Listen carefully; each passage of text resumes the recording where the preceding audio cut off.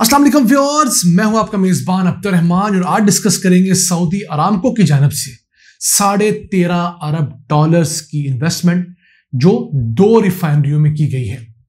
और ये इन्वेस्टमेंट की गई है चाइना की 2 रिफाइनरियों में। हम डिस्कस क्यों कर रहे हैं कि सऊदी अरामको हमारे साथ गुज़िश्ता कई सालों से पाकिस्तान में रिफाइनरी लगाने की बात कर रहा है, लेकिन हम रिफाइनरी लगाने तो क्या जाते, हम उसके लिए कवानीन पास ना करवा पाए। और चाइना से ये मुआहदा आज हुआ है, 2 महीने बाद रिफाइनरी के ऊपर काम का आगाज होगा और 2026 में ये रिफाइनरीज वर्किंग कंडीशन में ऑपरेशनल हो जाएगी। देखिए, जिन कौमों ने आगे बढ़ना होता है वो कितनी तेज रफ्तारी से काम करती हैं। मोटा मोटा आपको बता दें कि इन्होंने क्या किया और हमने अपने साथ क्या किया। पाकिस्तान ने यूएई की एक रिफाइनरी बनाने की फॉर्मल अप्रूवल दी हुई है, खलीफा ऑयल रिफाइनरी, लेकिन 16 सालों से हम उस रिफाइनरी की एक ईंट ना रख सके। इसी तरह इमरान खान ने जो दावा किया था ऑयल रिफाइनरी का, वो भी सच्चा ना हुआ। लेकिन उससे पहले ये जो इन्वेस्टमेंट हुई है ये क्यों हो रही है वो जानना बहुत जरूरी है। दुनिया आहिस्ता आहिस्ता रिन्यूएबल एनर्जी यानी सोलर विंड पर शिफ्ट हो रही है। तो अरामको जो दुनिया की सबसे बड़ी कंपनी है जिसका सालाना मुनाफा $160 अरब है, उसको ये टेंशन लगी है कि ये ना हो कि रिन्यूएबल एनर्जी की वजह से हमारे प्रॉफिट्स कम हो। उन्होंने अपने एवेन्यूज डिफरेंट करना शुरू किए हैं। वो पहुंचे हैं चाइना, जो दुनिया में सबसे बड़ा ऑयल गैस का इंपोर्टर है। उसके साथ एक तो $10 अरब की नई रिफाइनरी की डील हुई है, जिसकी कंस्ट्रक्शन 2-3 महीने में शुरू भी होने जा रही है, तो 2026 में मुकम्मल होगी। पैंजिंग इनका एक शहर, उसके करीब वाक़ होगी। 3 लाख बैरल यहां पर क्रूड ऑयल रिफाइन हुआ करेगा और उससे 1.6 मिलियन टन एथिलीन, जो कि रबर बनाने में, टॉयज बनाने में, प्लास्टिक बनाने में केमिकल इस्तेमाल होता है, और 2 मिलियन टन प्रेक्सलीन बना करेगा। इसके अलावा जो पेट्रोल डीजल है वो और है। बेसिकली ये पेट्रोकेमिकल कॉम्प्लेक्स बन रहा है। इसी तरह का एक पेट्रोकेमिकल कॉम्प्लेक्स बनाने का ऐलान सऊदी शहजादे ने 2019 में पाकिस्तान विजिट के दौरान किया था। और $10 अरब की वो रिफाइनरी जो बननी थी, उसके जरिए पाकिस्तान को सालाना $2 से $2.5 अरब की बचत होनी थी। लेकिन हमारा ये देखिए कि उस रिफाइनरी के लिए हमें जो रिफाइनिंग पॉलिसी बनानी थी, हम 4 सालों में वो पॉलिसी बना ही नहीं पाए। वो आती है, कभी काबीना तक वापस भेज दी जाती है, ईसीसी तक वापस भेज दी जाती है, कभी वजीर आजम के टेबल पर जाके दोबारा वापस भेज दी जाती है। जितने अरसे में एक रिफाइनरी बनकर तैयार होती है, उतने अरसे में हम सिर्फ रिफाइनरी की पॉलिसी बनाने में नाकाम रहे हैं। हमारी ब्यूरोक्रेसी, हमारे सियासतदानों को सिर्फ आप हाल देख लें। इन हालात में पाकिस्तान के अंदर कौन इन्वेस्टमेंट करेगा? हमारे दोस्त ऐसे ही हमसे भागने नहीं लगे, हमारी हरकतें भी ऐसी हैं। अब ये जो 2 रिफाइनरीज के अंदर चाइना जा रहा है, एक तो बिल्कुल नई रिफाइनरी है और दूसरी एक और रिफाइनरी है रोंगशेंग, उसके अंदर उन्होंने सिर्फ 10% शेयर लिए हैं, $3.6 अरब की बस। तो इन दोनों रिफाइनरियों के मध्य में जो सऊदी है वो 7 लाख बैरल इजाफी खाम तेल हर रोज दिया करेगा चाइना को। देखिए कि उसने इन्वेस्टमेंट की बस अपनी चीज बेचने का तरीका ढूंढ लिया। अब चाइना चाहते हुए ना चाहते हुए सऊदी तेल पर डिपेंडेंट हो गया है और सऊदीया को एक नई मार्केट मिल गई है। अब ये जो पुरानी रिफाइनरी जिसमें सिर्फ 10% शेयर लिए हैं चाइना ने, उसके एवज चाइना करेगा क्या कि 8 लाख बैरल तेल वो रिफाइन कर सकती है। उसमें से अब 4,80,000 बैरल रोजाना सऊदीया दिया करेगा। 60%, 70% तक तेल लाजमी सऊदीया देगा। दुनिया इस तरह बिजनेसेस करती है और हम क्या करते हैं? सिर्फ कहते हैं हमारी इमदाद दे दें या हमें कर्जा दे दें। अब अरामको का प्लान ये है कि वो अगले 4 से 5 सालों के दौरान 40 लाख बैरल इजाफी तेल दुनिया में पेट्रोकेमिकल और मुख्तलिफ इकसाम के केमिकल्स बनाने के लिए बेचे।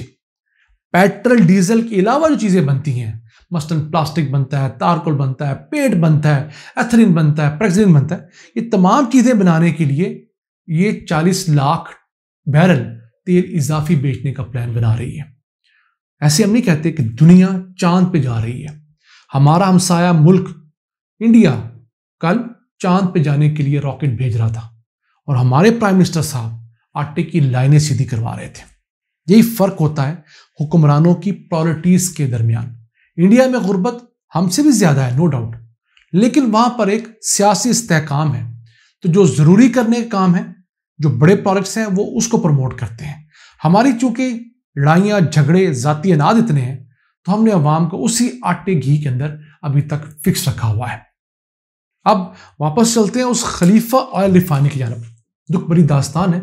आप स्क्रीन पर वो खबर देख रहे होंगे। 2007 में पाकिस्तान की हुकूमत ने मुशर्रफ दौर में कराची करीब हब के साहिल पर, जो कि बलोचिस्तान का हिस्सा है, वहां पर एक 3 लाख बैरल तेल रिफाइन करने वाली खलीफा ऑयल रिफाइनरी लगाने की बाज़ाब्ता इजाजत थी। इसके अंदर 4 से 5 अरब डॉलर की इन्वेस्टमेंट आनी थी और तकरीबन 5000 जॉब्स क्रिएट होनी थी। लेकिन 16 साल गुजर गए, कुछ काम ना हो सका। और क्यों? पीपल्स पार्टी का दौर आया 2008 के बाद, तो पार्को, जो पाक अरब रिफाइनरी, उसका एक एमडी ऐसा शख्स लगाया गया जिस पर यूएई की हुकूमत को एतराज था। तो यूएई की हुकूमत ने यह रिफाइनरी लगाने से ही माजरत कर ली। देखिए, वो मंजूरी नजर जो पीपल्स पार्टी का वहां थोपा गया, वो हमारी 4 से 5 अरब डॉलर्स की इन्वेस्टमेंट को रोक गया। लेकिन पीपल्स पार्टी की हुकूमत को कोई फर्क ना पड़ा। फिर नवाज शरीफ की हुकूमत आई, उस प्रोजेक्ट पर कोई अमल ना हो सका। फिर इमरान खान के दौर में भी कोई अमल ना हो सका। तो ये 2 रिफाइनरियां, यूएई की तकरीबन 4 से 5 अरब डॉलर की 3 लाख बैरल वाली रिफाइनरी, खलीफा रिफाइनरी या पार्को रिफाइनरी पार्ट 2 जिसका फेज 2 है वो, और दूसरी जो सऊदी रिफाइनरी है 10 से 12 अरब डॉलर्स वाली, जिसने 5 से 6 लाख बैरल तेल पाकिस्तान में रिफाइन करना था। इन दोनों ने ना सिर्फ हमारे यहां 16 से 18 अरब डॉलर्स इन्वेस्टमेंट लानी थी, बल्कि 10,000 जॉब्स भी क्रिएट करनी थी और 2 से 3 अरब डॉलर्स हमारे सेव करने थे। किस्मत में कि पाकिस्तान अपनी जरूरत का सिर्फ 60% डीजल अपनी रिफाइनरीज में बनाता है। 40% डीजल बना बनाया हम दूसरे ममालिक से इंपोर्ट करते हैं, जो कि 6-7 रुपए लीटर महंगा पड़ता है। इसी तरह हमारी रिफाइनरीज मुल्क की जरूरियात का सिर्फ 30% पेट्रोल रिफाइन कर पाती हैं, जबकि 70% पेट्रोल हमें अरब ममालिक से रिफाइन हालत में इंपोर्ट करना पड़ता है और 1 लीटर जो है वो भी 6-7 रुपए महंगा पड़ता है।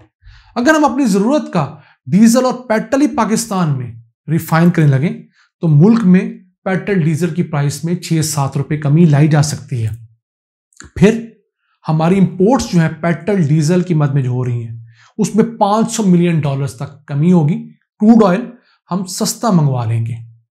उसके बाद जो हम मुख्तलिफ केमिकल्स दुनिया भर से इंपोर्ट करते हैं, पेंट बनाने के लिए, रबर के लिए, प्लास्टिक के लिए, इन तमाम चीज़ों के लिए 2 अरब डॉलर्स के वो केमिकल भी हैं।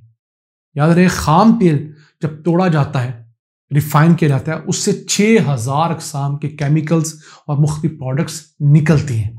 हमारे यहाँ बदकिस्मती से 4-5 प्रोडक्ट्स निकाल ली जाती हैं और बाकी को हम फर्नेस ऑयल की सूरत में किसी और चीज़ में दुनिया को वापस बेच देते हैं। तो पाकिस्तान के पास आज भी 3 अरब डॉलर सालाना बचाने का मौका है कि हम नीयत से अच्छी पॉलिसी बनाएं और फिर यूएई और सऊदी कंपनियों को अप्रोच करें, उनसे रिक्वेस्ट करें कि वो पाकिस्तान आके चले अलग-अलग ना सही एक रिफाइनरी लगाएं और उसके साथ पेट्रोकेमिकल कॉम्प्लेक्स लगाएं। पाकिस्तान में ये काम 3 से 4 साल में क्यों नहीं हो सकता? हो सकता है, और 3-4 साल बाद हम हर साल 3 अरब डॉलर्स बचा रहे होंगे। करना सिर्फ क्या है, नीयतों को ठीक करना है और काम पर जुट जाना है। आज के लिए इतना ही। अपने मेजबान अब्दुल रहमान को इजाजत दीजिए। अल्लाह ने के बाद।